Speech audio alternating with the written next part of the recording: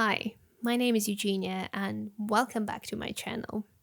In this video, I would like to explore the notion of productivity, non-productivity, the relationships between these two, and ultimately, I would like us to think why we feel the need to be productive in order to feel worthy. I don't have an answer yet. I don't think anyone does, but potentially by engaging in this conversation, we can get to some insights. And without further ado, let's get started. So, a few obvious facts to get us going. First of all, it's impossible and unhealthy to be productive all the time.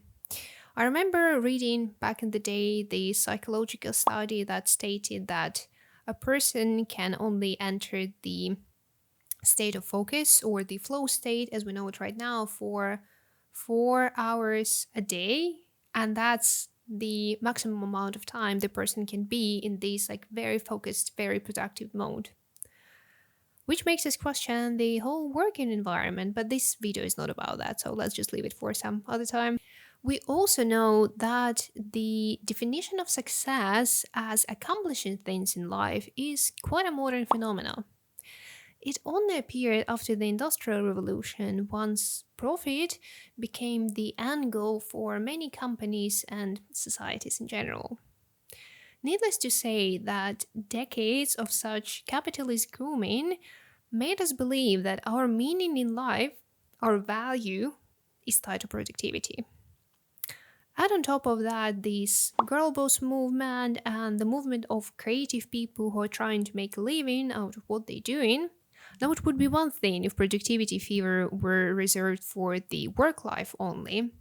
However, it penetrated other areas of life as well. Think about it. Hobbies, sports, meditation, relationships, even pets.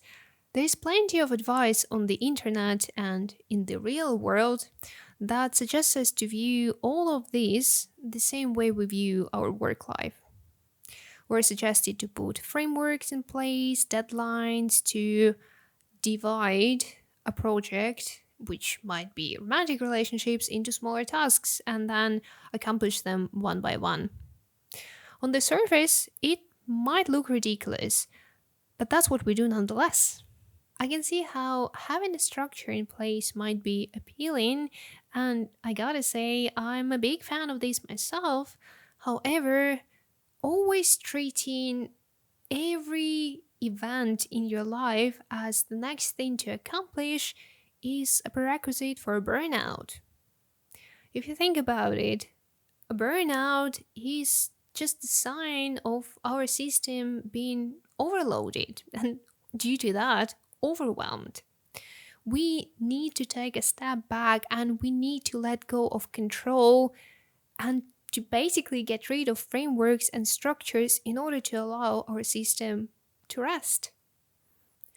Now, many of you might be thinking, well, if I don't have a structure in place, then how am I supposed to accomplish anything in life? Ask yourself, what are you trying to achieve with your free time and why do you feel the need to achieve anything on your free time? Essentially, it's all about balance. You have your work time, maybe you also have a side hustle, so you have your work time and a side hustle time, and then you have your free time. It's crucial to have some time when you don't do anything that has nothing to do with your work life, with your side hustle, and the only goal of this time is to do nothing. And doing nothing doesn't mean lying in bed all day. Although, if that speaks to you, feel free. Doing nothing means having no plans and doing what feels right in this exact moment. I used to be under the impression that I should plan my days off so I could enjoy them to the fullest. Turns out that the thing you would think you want to do at the end of the week on Wednesday is not the same thing you would actually want to do at the end of the week. So it's better not to plan anything. Of course, you're thinking of meeting with people or going to a restaurant or going for a movie, basically any time bound activity, then for sure you will have to plan it, and please do. Otherwise, it is essential to allow for this time when you don't have any plans or tasks or projects to complete. Instead, what I would suggest you to do is on your day off, as soon as you wake up, try to follow whatever is calling your name. Maybe you feel like having a big breakfast. Maybe you feel like painting. Maybe you feel like writing or watching a series. Just make sure to turn off your phone unless you want to use it for connecting with people or it will become quite a nuisance, and follow your inner knowledge. And now, circling back to the promise of this video, so how can we actually achieve everything by doing nothing? It's sort of rooted in how our bodies function. Our bodies are ancient systems that are meant to store energy and not allow us to spend more than we have or more than necessary. Therefore, dedicating some time, and usually a lot of time, for rest and playfulness is the best way to give our body these resources back so we can come back to our work life, our side hustle, and achieve even with a greater force.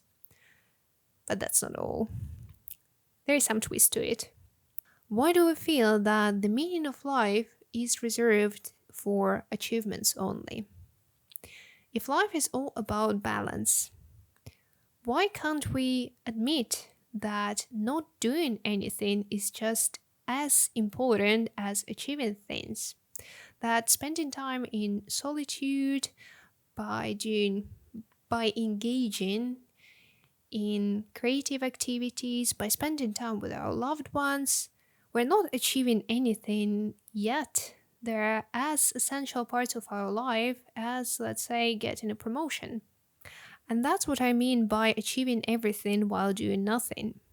When we have no plans to follow and no projects to complete, we can actively participate in life. When we have no assumptions and no other agenda other than engaging in a conversation with our friend or other than drawing, we can be present. We can live our life. And this is everything I wanted to say on the topic. Let me know if you found it in any way useful or if you have any further ideas on the topic. And otherwise, I'll see you next time. Have a great day. Bye.